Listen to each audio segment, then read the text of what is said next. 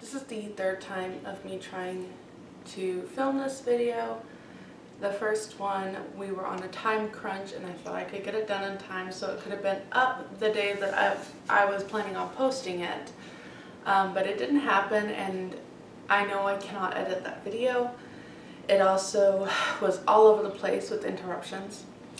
The video that I made yesterday, that I was going to edit, film, upload, I was making dinner while filming it, and I had little 4-year-old John helping me cut potatoes and things like that. And so there was a lot of interruptions, and I could have pieced it together. I was expecting to, but then my computer ate about what I thought was the good chunk of the video. So again, I'm sitting here thinking, okay, Lord, is there something I'm supposed to be addressing that I'm not? Is there something that you're trying to reveal to me that I'm just not getting? I don't know. So we're gonna do third time's the charm and see where this video ends up. This video is my homeschool update, especially in regards to my Charlotte Mason education that I attempt to implement in our ordinary and daily life. I used that term in my video yesterday about living the ordinary life, and I loved it a lot. I already think I know how I'm going to title this video, and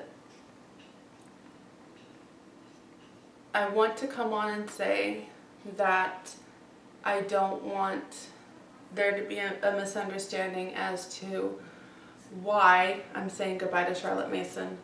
It's not that I don't love her methods. It's not that I don't really enjoy the ideas behind the living education with the Feast of Ideas. But I am not able to make the free resources that Ambleside Online gives us. I am not able to make that work for the family. I have tried various of ways, but it's just not working as a family curriculum. I did approach my daughter, who is using year 7 Ambleside, and asked, hey, would you, because I had this intention of stepping back, I was like, do you want to continue? Would you like to, take some books out? Would you prefer doing something else? And she's like, no, I really like what I'm doing. I would like to just stay here. And so she'll be continuing. However,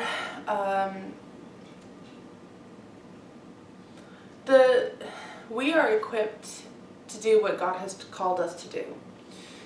And God has given me 5 wonderful children, and therefore I am equipped to do what He has called me to do, which is bring them up and to educate them.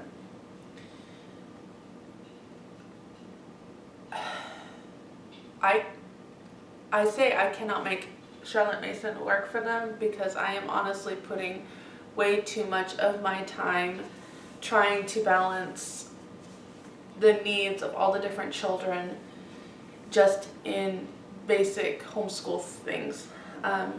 My one daughter is really big in writing letters, and the oldest, and then my younger daughter, my other daughter, loves to follow in big sister's footsteps. And so a lot of her one-on-one, her things is teaching her how to spell. We haven't even gotten to grammar and punctuation yet. I'm not too concerned about that right now. She's in 2nd grade, but I'm not too concerned about that now. I typically start doing that in 3rd grade as they kind of get their ideas flowing and juices flowing, and I kind of want them just to learn to put things on paper, which is not quite how things are done in the Charlotte Mason community. A lot of it is what is worth doing well at first, and so it would be better theoretically if I sat and did all the grammar. But I've learned that in so doing, the kids tend to see, my kids especially who are perfectionists, they take after my husband and me, they tend to see too many flaws and they give up. And so I don't want to kill that creativity that they have right now. And so far as all of the books to read, the things to cover, like science and geography and history and Bible and all of the things, the language arts, I'm focusing way too much on helping my boys love learning that I can't keep putting things in and keep trying to tick these boxes, and stopping that burden that has become so heavy that every weekend I'm thinking, I don't know what I can share that we have done that has worked, because nothing has worked. And at the end of the week, it's more of a, we have survived another week. I think 2020 is a little bit like that for a lot of homeschoolers this year. There's a lot of new homeschoolers out there, and I don't want to give this false impression that homeschooling is a breeze, that homeschooling goes smoothly, that homeschooling goes well. In fact, I would definitely say that there was a good chunk of time that homeschooling was going really well, and I had more to share. I had more projects that I could hold up and use as trophies of a good homeschooling thing. But lately, I would say within the last 2 years, I have just really been struggling with school. And I would say it's been 2 years. I thought maybe since the move, but I would even say it was even a year before that. I read Charlotte Mason's works and I resonate so much with what she says that I sit here and it feels like a failure to say that I can't continue with these feast of ideas. It feels like a huge letdown for me as a home educator, believing something so passionately that I can't make it work. So then it's like, well, do you really believe in it? Because it's not working for you. But I'm having to step back and just look at things differently, just looking at my life right now, and it is not conducive to spending many hours in a day creating this kind of lifestyle. And so far as sit down and book learning, I feel like our morning time is centered around learning to sit still, learning to listen. I don't just want to sit and read the Bible to you. I want to encourage conversations with you. I want you to stand up and give some thoughts. And some days we have really good conversations, but I would say that a majority of it is, can you please be quiet? I haven't finished yet. No, stop crossing your eyes at each other. No, we are not getting up to get something else to keep our hands busy right now. Not that they don't have things at their fingertips that are keeping them busy, but that they want more and more and more, which then I turn around and it's like, okay, what was God talking about here? And they look at me like I have grown a third head because they can't remember anything that I have said. And that to me is something that I think we need to work on, because it really doesn't matter what else we have learned. If we're not retaining anything, then we truly haven't learned anything. Some things that have happened that that I believe are positive in our homeschool. We can sit down and accomplish math pretty consistently. There's hardly a day that goes by that someone isn't choosing to pick up a book and read it. And more I am learning how very rare that is for children. In our day and age, maybe not in the homeschool community, but just in general, it is a very odd thing to do. The children have created this amazing Lego city out in the garage. I think I shared that with you in a day in the life video.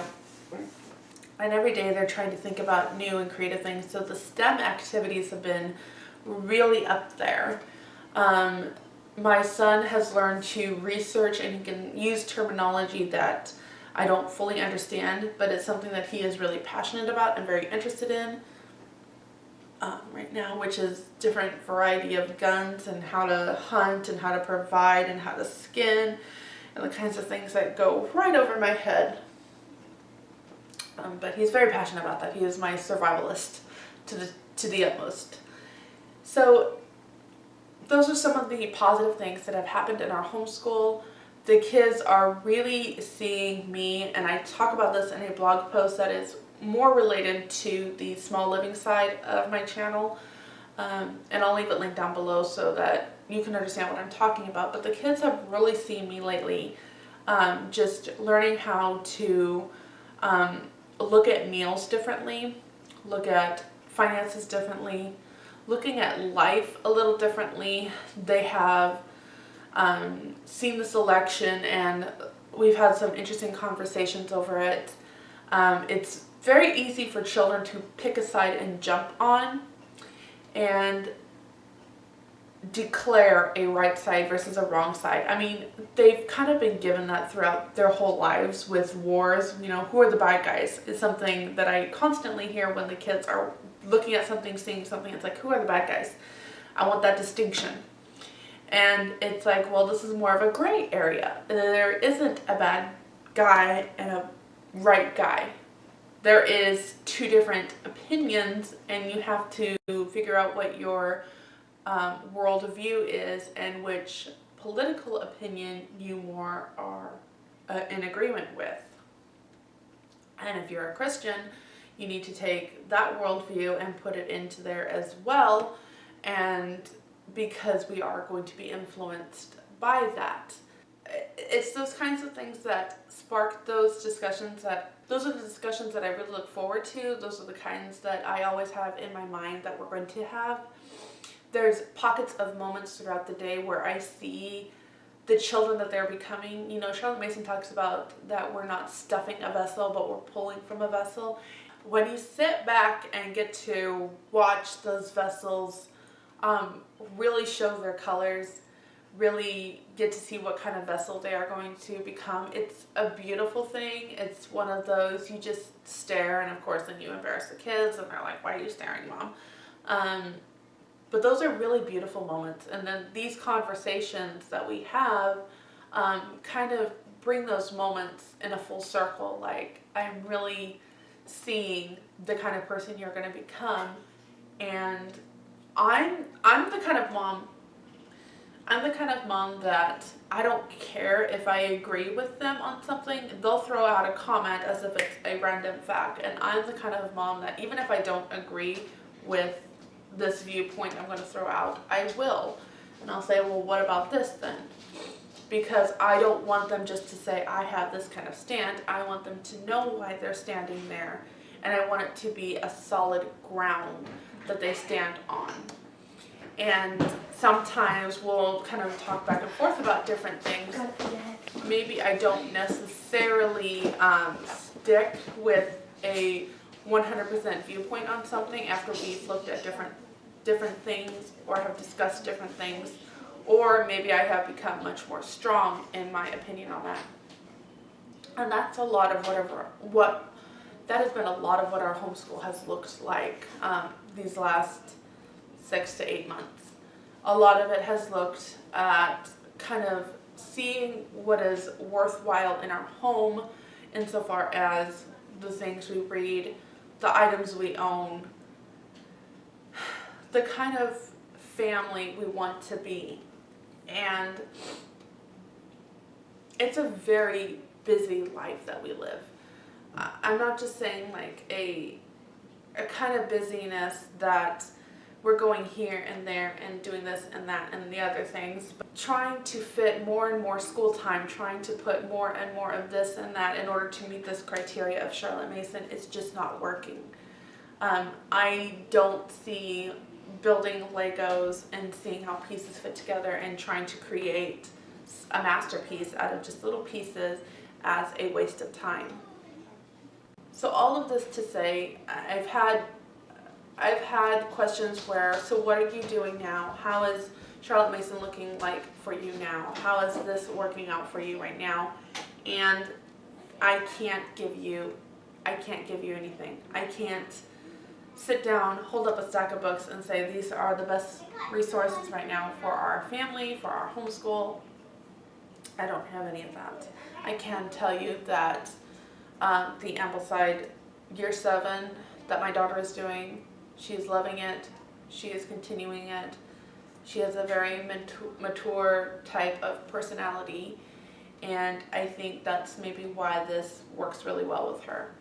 But for my very active, very silly boys, it has been more of a struggle, and I'm having to think about how I want to homeschool them.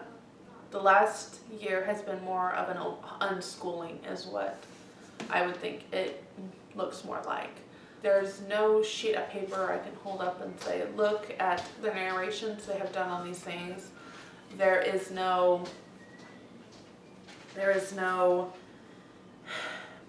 test that they have accomplished. There's no exam that they have accomplished that I can hold up and say, we're doing really good. I can't believe it, especially after this year. They have really shown some leaps and bounds. I don't have anything like that to share with you.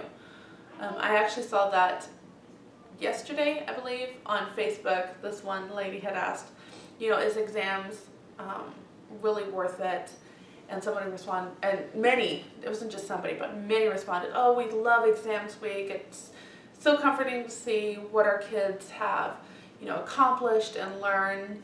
And I'm like, dude, we sit down and I ask maybe what their favorite thing that we've learned about this year is, or maybe what's their favorite part of the book that we just read that day, and they just look at blank like, I don't know how I want to respond to that kind of look and even words.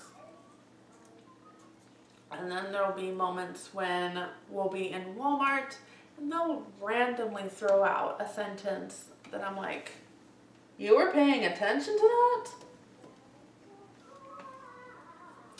So they take home what they take home, and I carry on the best that I can. It's hard to sit down and film a video like this, especially once you put yourself out on YouTube. You kind of give the idea that you know what you're doing. And I don't.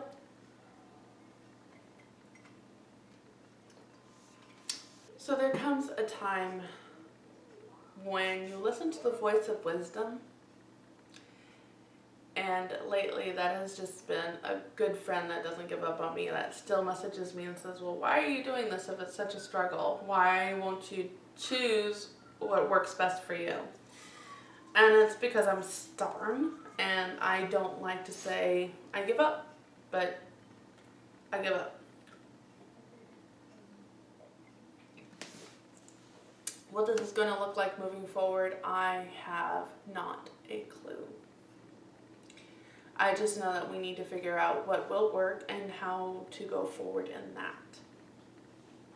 And like I said, I get it. It's been a very unusual and a very difficult year for many, but I would say that this has been about 2 years.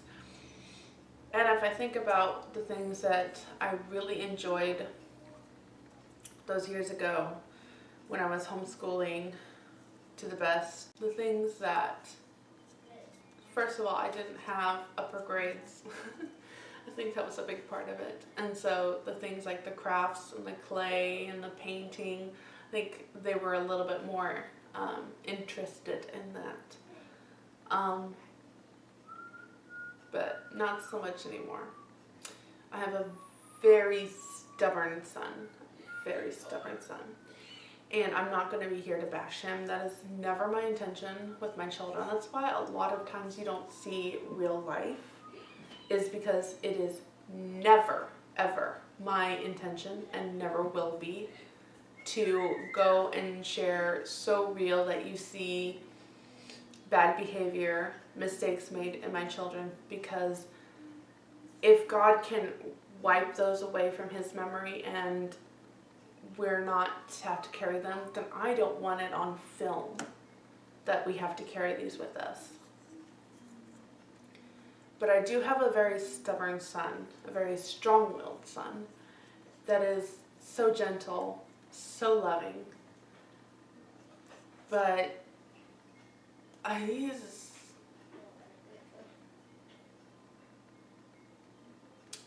sometimes our homeschool days are triple the time because of the things that we need to work on. I love watching channels that share their Charlotte Mason homeschool. I think if you have this is how our day will go, this is how things are going to happen, and being able to roll with the punches when things don't go according to plan, I think those types of personalities are going to have the best experience in this.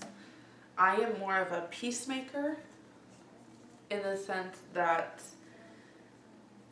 when there is a lot of tension, when there is a lot of conflict, when there is a lot of struggle, I get very emotionally exhausted.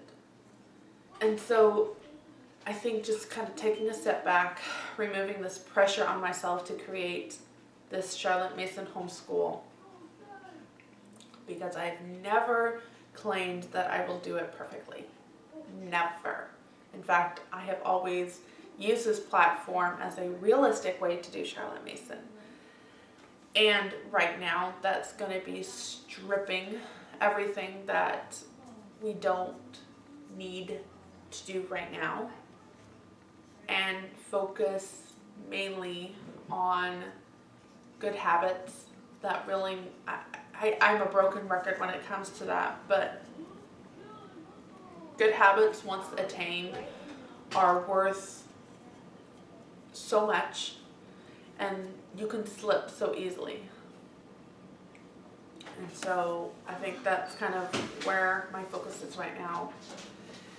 The habit of being diligent, I think, is so vital.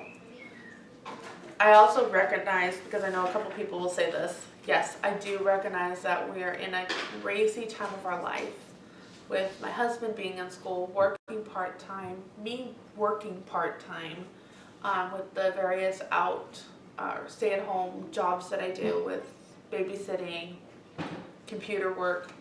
I'm still trying to work hard on this channel so that I can provide a little extra income from our family.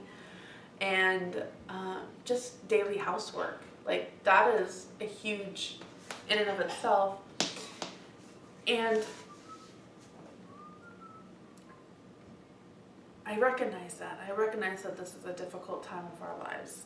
But it's also, if I just keep using that as an excuse, how are we ever going to move forward? Things will always come up, and things will always make life difficult. That's just the way life rolls.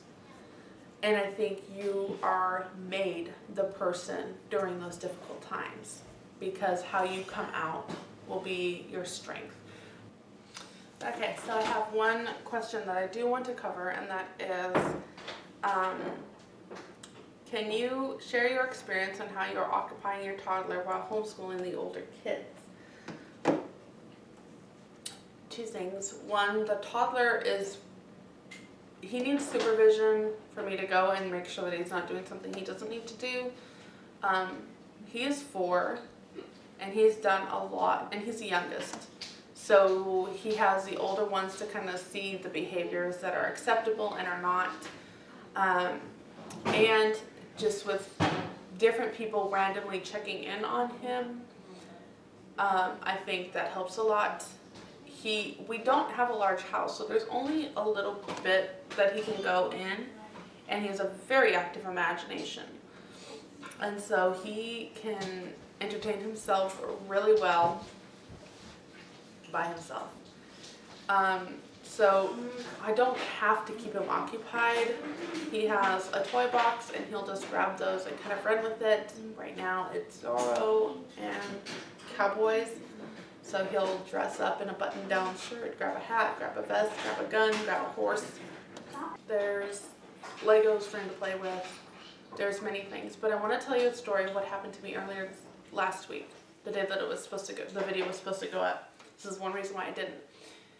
The piano teacher came, but I had gotten a call last minute to watch the kids that I normally babysit. And so for about an hour, hour and a half, I had 4 kids ages 5 and under in my care. And while I was feeding the baby, the 1-year-old, I would have to turn around and correct either my son or the boy that I was babysitting. I would have to turn on the other side and help the girl do something that she would want to do or not want to do. And for that hour and a half, I felt like one of those Newton motion balls where I was just kind of bouncing from one spectrum to another, and that was just an hour. With homeschooling, it would have been different. I would have, okay, I'm going to focus on this older child right now, another older child. This is your job right now. You are just to make sure that these kids play happily content, go play Uno, go fish, go play matching game. Matching games are phenomenal. They take forever. Even things like that. But we rotate. So maybe I work on one subject with the older one, and then I'll switch to that older one taking a break, especially after something, let's say math. Anyway, and we just kind of rotate, and I'm trying to think of all the things, but honestly, I really don't have words of wisdom. He just does what he does and goes with that. And we can bounce from, okay, work out this problem, I'm going to go help your brother do this. Okay, you need to go help your brother do this, I'm going to help your sister over here. And it's just kind of this bouncing back and forth, and it's just, I don't really know what else to say. It's just kind of what we do. And then, how do you plan your day to fit in homeschool, cooking, YouTube, working outside the home, etc.? And, well, as this video kind of shows, homeschooling looks a little crazy right now.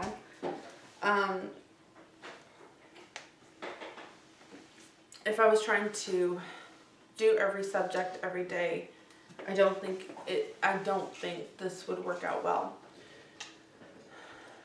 But things that do work out is just knowing if I have an idea of how my videos are going to be planned, and knowing that, okay, I don't have babysitting these days, then those would be good filming days, because my kids, other than interruptions and background noise, they know that I'm filming. They know, okay, if we can hold off questions until mom's done, we can make this work. So those aren't as bad. And then editing usually happens either first thing in the morning, and then while certain stuff is downloading, I'm going off and I'm doing Bible, because mine take a while to upload and download and all that.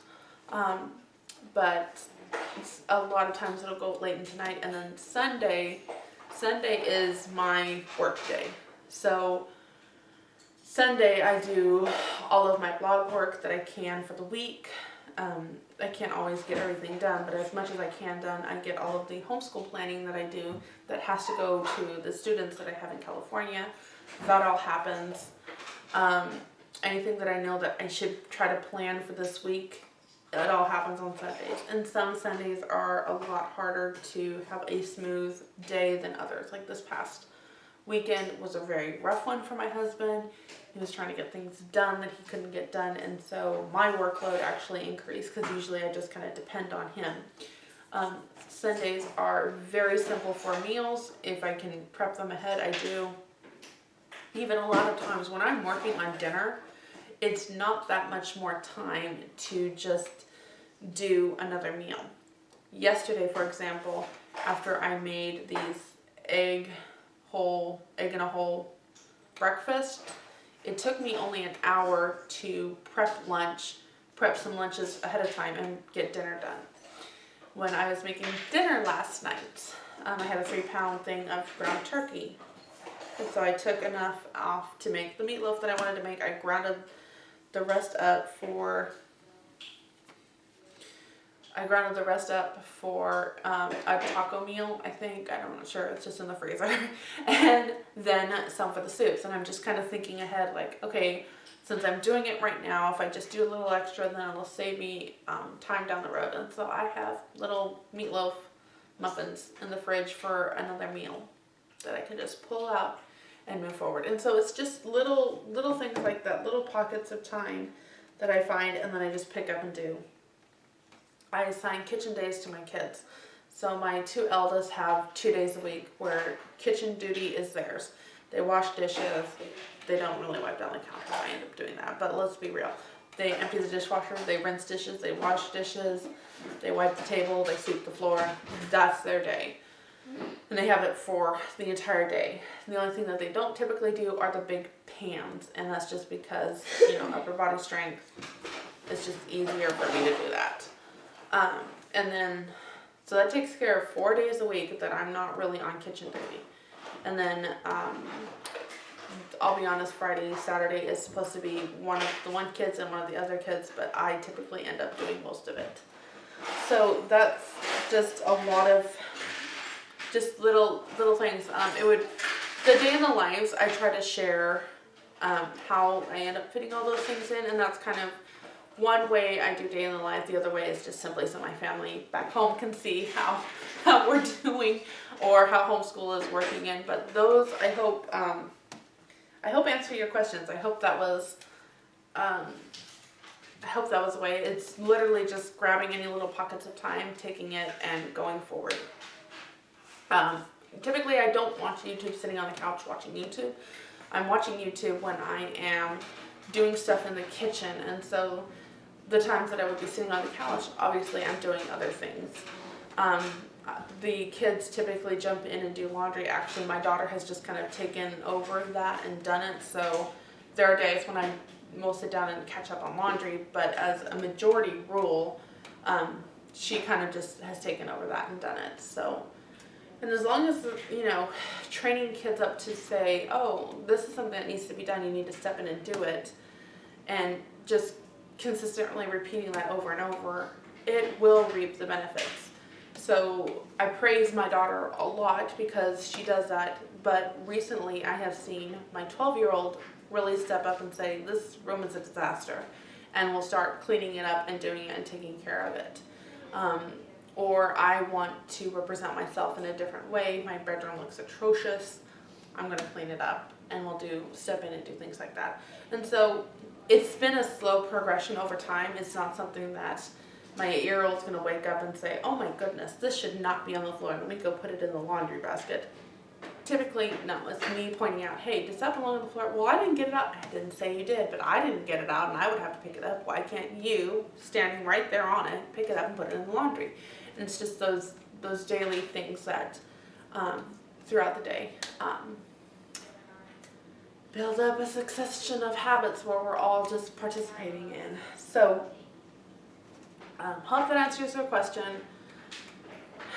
Moving forward, sharing the homeschool part of this channel, Sawbuster Living is really about sharing my life and how I do different things, and then those that follow kind of pick apart things that are relevant to them and kind of move forward.